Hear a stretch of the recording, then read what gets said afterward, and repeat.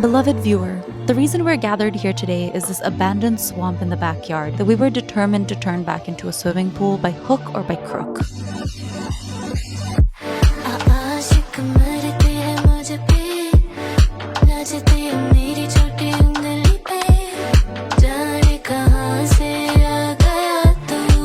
If you've ever looked down from a plane at the tiny blue dots scattered throughout people's backyards and felt briefly obsessed with their little worlds below, this video is your opportunity to climb through that tiny oval window and cannonball straight into one.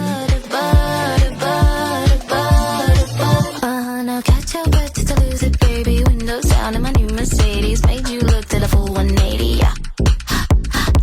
Oh, you're liking the song, huh? Best to just accept right now that your next few weeks will be spent guzzling down my friend Shevya's entire discography. Stop, you ain't breathing. Mama, don't stress, don't hesitate. Know that I'm right, take a breath, respirate, hearing myself. I am the dawn to make it rain, bigger than any man looking at you. The pick of the litter, they better for what? Always got my eyes on your ass and my heart on my sleeve while you're looking at me. Don't forget to breathe. Whenever I'm near a body of water, it's extremely difficult for me to not be inside of that body of water. I just love to swim. All my life, all I've ever wanted is a pool. Anytime the weather gets even a bit warm, a little part of my heart just sections itself off to yearn for a place to splash around in. I think this is why I struggle with those really sandy movies like Dune and Indiana Jones, because I just feel so sad for them. It's so hot and dry, but they don't get to have a pool day. And that's obviously the worst thing that's happening to any of them. If you're a fellow empath, you'll understand. And if swimming outside isn't an option, I'll accept like a cumulative 5 to 6 hours per day in the bath. It's actually pretty easy to have a full-fledged work-from-home setup from the bath. Okay, this is getting ridiculous. Much better. There's just nothing as freeing and refreshing as it. When I'm in the water, I feel like I'm flying.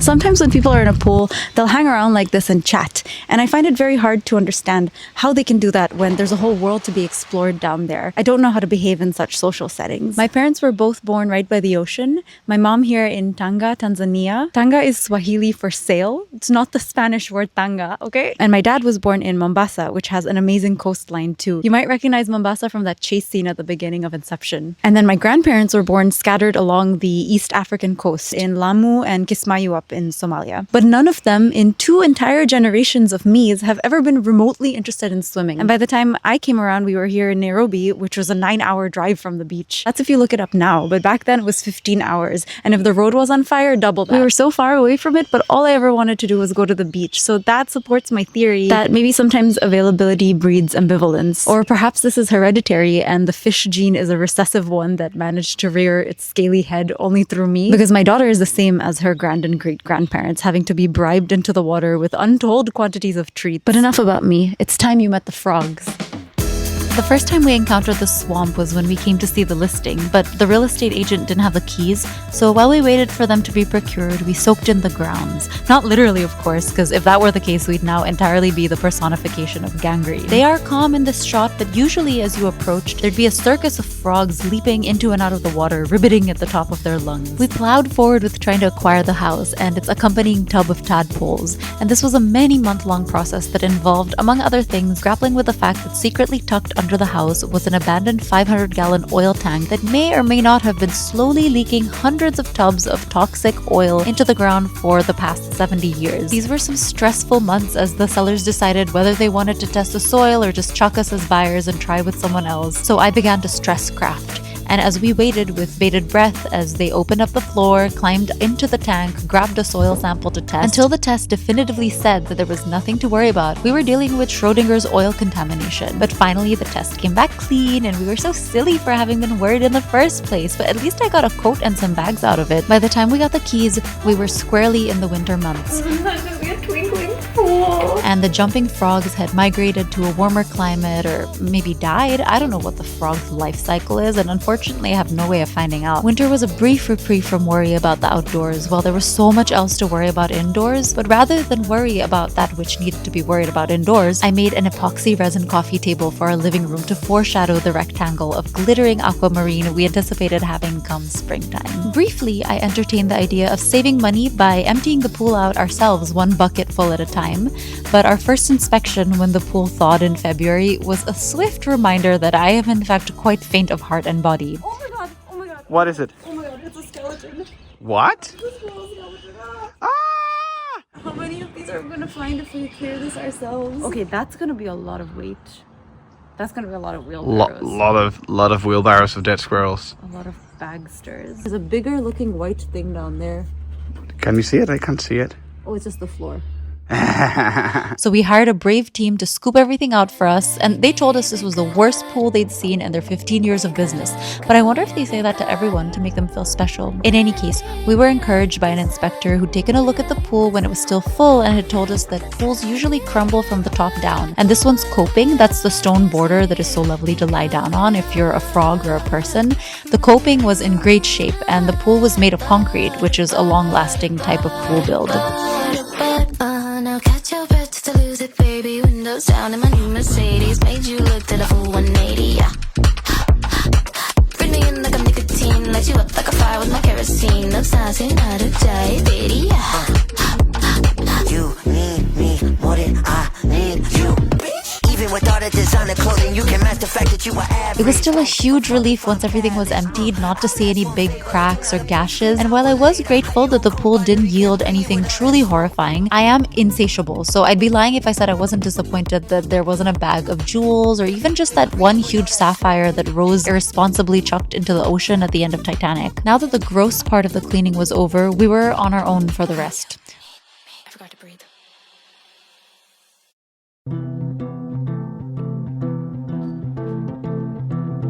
We needed to give the pool a fresh coat of paint, and for that we needed a few days of no rain. The sky let out raucous belly cackles as it sent down what felt like malicious and pointed showers for the next 12 days, reliably contradicting every weather prediction as we scrambled to keep the pool dry. Finally, on a day that looked like it was going to behave, we took off this tarp, spent a few hours filling in some minor cracks and securing slightly loose pieces of coping, and, well, vacuuming the pool wasn't on my bingo card for the year, but there I was. And the second we had this epoxy pool paint mixed up to start an irreversible curing reaction, our dear friend a thundercloud.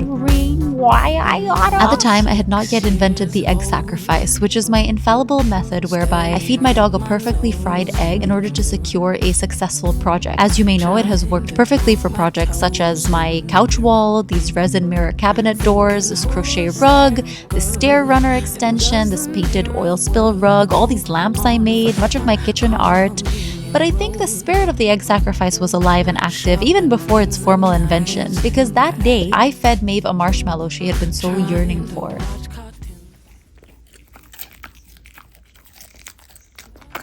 And immediately the clouds cleared so that we could paint the pool.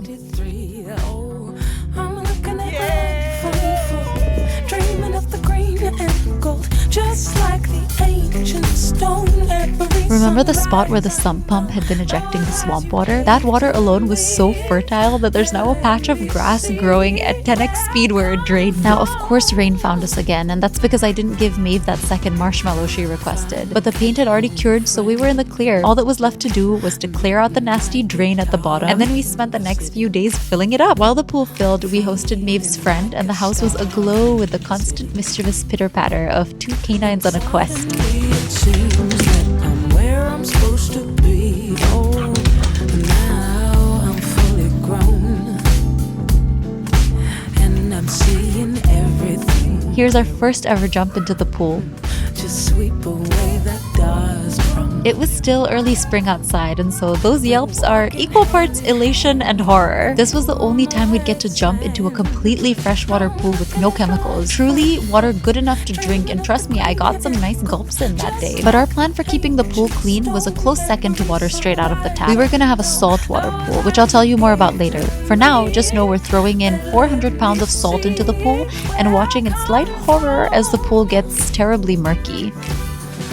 Here's the extremely stressful part of this. After everything I've shown you we did to get to this state here, this was the final terrifying moment of truth. We had no idea why this pool had been abandoned in the first place. One reason could easily have been totally wrecked underground plumbing, and we had no way to properly test the flow until we had it filled back up to the return line. If it sputtered and stopped, or if it started endlessly shooting out mud, that could mean untold expenses to diagnose and fix crushed pipes. Or if the problem was with the return pipes under the pool, who even knows? But a couple of hours of running the water through the filter and Jaime mixing things around in business casual attire got the pool primed back into crystal clear shape. This was is now a fully functioning pool.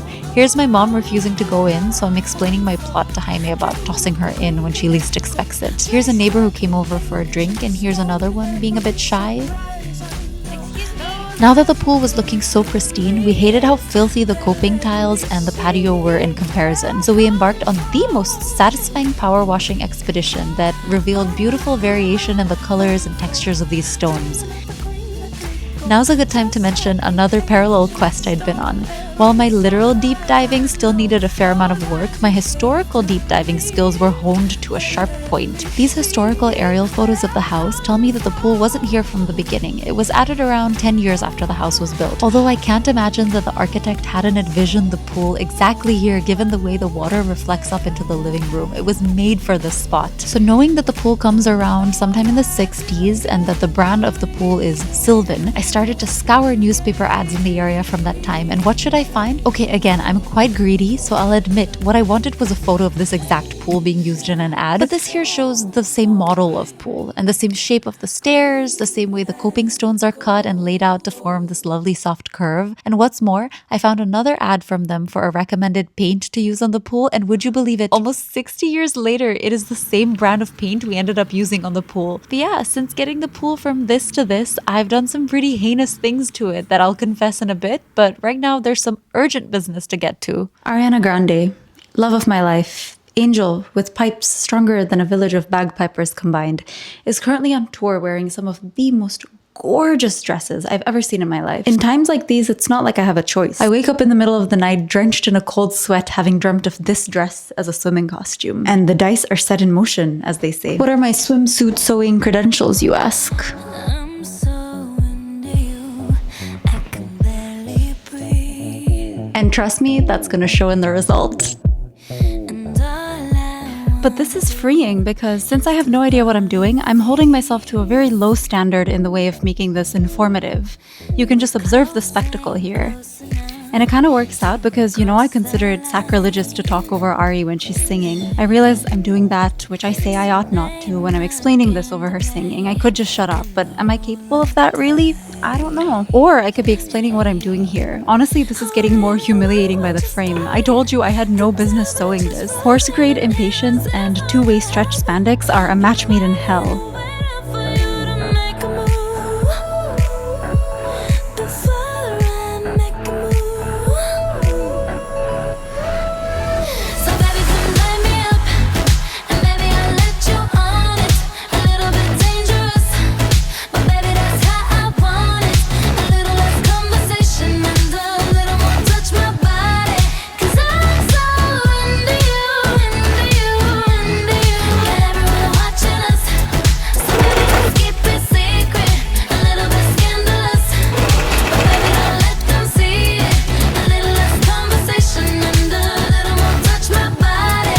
'Cause I'm so into you, into you, into you. For tickets to the tour, I've once again begun with my Faustian bargains. What would I give up in exchange to get to see Ari live? Would I live my life as a frog? Honestly, I think some of them are having a really good time out there. Would I forget all the Spanish I've learned so far? Bueno, tampoco tengo tantas palabras aquí en mi culo. Oh baby, look what you started.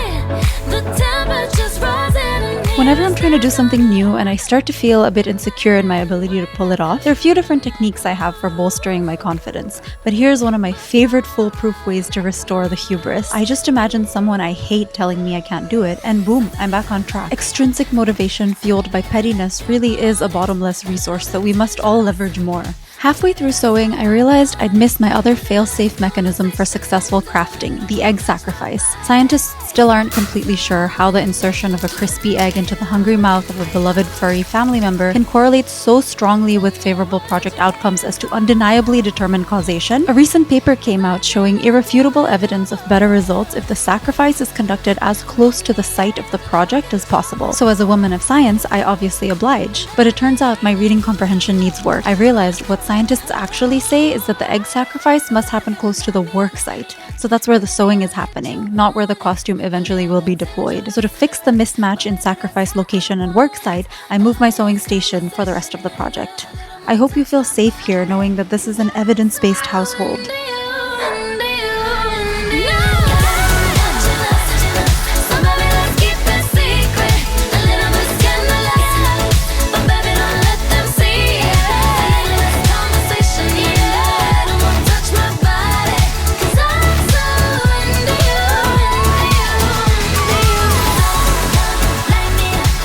You didn't know that you needed to see 6 Ariana's Grande doing garba around a pool in an ill-fitting swimming costume. But I have decided to step into this role as an influencer and give you what I know your heart so deeply but secretly desired.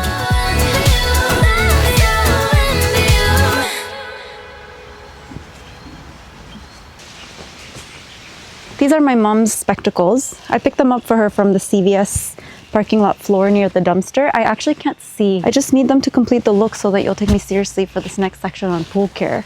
Ooh.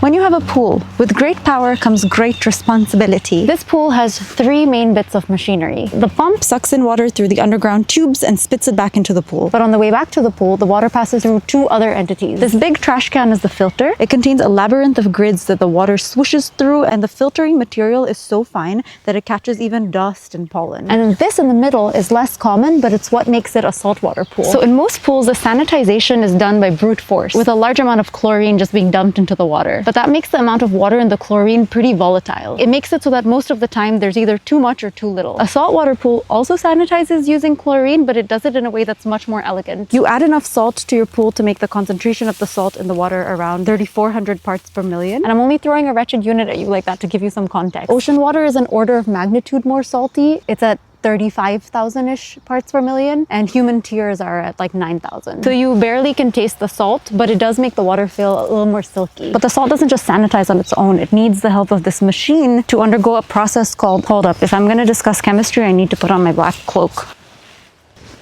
Salt is sodium chloride. At least that's what my chem professor alleged, but he would also climb into the blackboard to take selfies with us. Do we really believe the things we hear from people who look so unserious? And I broke them. If we believe that elements are a thing, then the 2 elements that compose salt are sodium and chlorine. But in salt, they exist together in a stable form that is delicious sprinkled over a Greek salad. And that's the state it exists in here in the pool. A lovely, gentle brine that doesn't make your eyes burn or bleach your swimming costume. But when the pump brings the water here and passes it through the cell has 2 metal plates that zap just the water inside it at that exact moment with electricity. And this process is called electrolysis. Don't take it from me, take it from a professional. I keep trying to explain it. Every time I say electron or anode, Maeve starts barking at me. Okay, here's a Maeve approved explanation. Only with the zapping done inside of this salt cell can you get the version of the chlorine that will kill the bacteria in the water. But because the salt cell does it constantly throughout every single day in tiny batches, the amount of chlorine remains very stable in the water as opposed to the wild fluctuations of dumping jugs of chlorine once a week. And because you avoid those fluctuations, you never get those really toxic, smelly side products of the reaction. They're called chloramines, and they are actually what we typically associate with that chloriney smell of a pool. Okay, this is well beyond my tolerance for chemistry. I would have clicked off by now if I were you, but these things are coming off now. So you are safe, my sweet child, for now. We had a really great first season with this pool, and then the winter came around and things went kind of downhill. I did some pretty horrific things to the pool, but in my defense, look at these bald eagles. Don't want nobody else around. We've already established the love I have for this pool, so you'll be generous enough to not attribute to malice what can be explained by utter clownery. I think this calls for a reenactment. 'Tis the 21st of December. It's so cold. Jaime is out of town at work, as he always is when I get up to tomfoolery. I've called so many pool people begging them to come close the pool for me, but they won't do it for a variety of reasons. Only one of which is that I like to begin all introductory phone calls with contractors by singing a verse of Crazy Frog by Axl. So I have a flash of inspiration. All that winterizing a pool really is getting water out of the pipes so that it doesn't freeze and expand and crack the pipes, right? That's simple. I find myself reaching for an item, not the traditional tool for blowing water out of pool pipes, but one that I'm willing to give a chance. I stick it in the pump and I begin to bellow. I bellow and bellow and bellow for maybe 3 full runs of Crazy Frog, and I believe myself to have completed a job not only successfully, but resourcefully, creatively, and stylishly. I'm proud of myself. Nothing else felt this way inside me. Boy, let's go too far. I want you to come claim it. I do. What are you waiting for? Yeah, I want you to name it. I do. 1 week later, the pipes crack and burst and half the pool drains away. It's like supernatural. Stars possess me, but I don't mind at all. It's like supernatural. It's taking over me. Don't wanna fight the fall. It's like supernatural. No, I don't even mind at all. It's like supernatural. No, I don't even mind at all.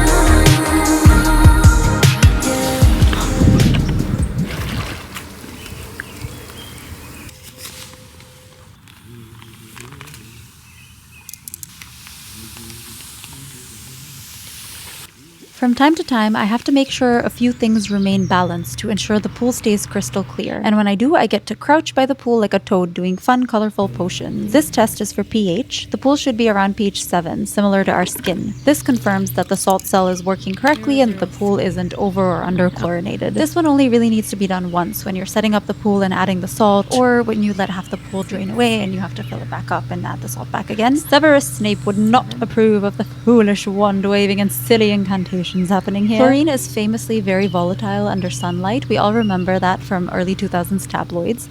You also add to the pool cyanuric acid, which helps to stabilize the chlorine and prevent it from dissipating immediately during the day. This is the test that tells you that you have enough of that in the water. And then there's also the total alkalinity level of the pool, which is a different measure from pH in a way I absolutely refuse to understand. But saltwater pools tend to naturally drift upwards in pH, which means the water is becoming more alkaline. To bring the pH back down to neutral-ish, I add muriatic acid, which by the way is what Jesse used in Breaking Bad to make a huge mess that one time. And then the final test, of course, is just a question you whisper into the water. Who's a good boy? This love's possessing me, but I don't mind at all. It's taking over me. The wanna fight the fall. It's like supernatural. No, I'm leaving it. It's like supernatural. No, I'm leaving it. It's like supernatural. Oh, how I wish Maeve liked to swim. Her fur looks so pretty against blue. Good job. Yes, good job. Yes, Pedro. It isn't work. The most important thing that we learned from youtube.edu is that dog swimming training isn't really about teaching them how to swim. Maeve is a naturally beautiful, graceful swimmer the first time her body touches the water. Crazy lately, you just understand my feelings. Swimming training with a dog is more about showing them a clear path of egress. So even though Maeve hates going inside, by making her do it, we're helping her learn for herself that trying to claw her way out of the closest edge won't work as easily as swimming to the step here in this corner. Maybe it's the loving in your eyes. Maybe it's the magic in the Watching Maeve swim so effortlessly, jealousy does run its ugly green hand down my spine, but I don't even really care about it. I don't find it necessary to go fast. It's not like I'm using this for transportation. What I do care about though, and what is quite tragic about me, is my diving. and I'm ready to dive. 'Cause the water's warm and nothing wrong, it's alright. I decided last summer to earnestly let Jaime finally teach me how to dive after almost a decade of forcing him to bear witness to this nonsense. He's an amazing teacher, so patient. Please forgive the jump scare to snow. I just have to give him a shout out. You know, I just love to shout. Jaime's also been teaching me how to ski. And you need to imagine how to get these shots. This man is skiing backwards, holding his phone perfectly still like a chicken's head.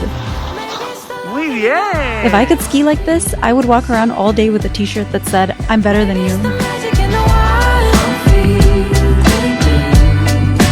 Maybe it's the fact that every time I fall, I lose it all.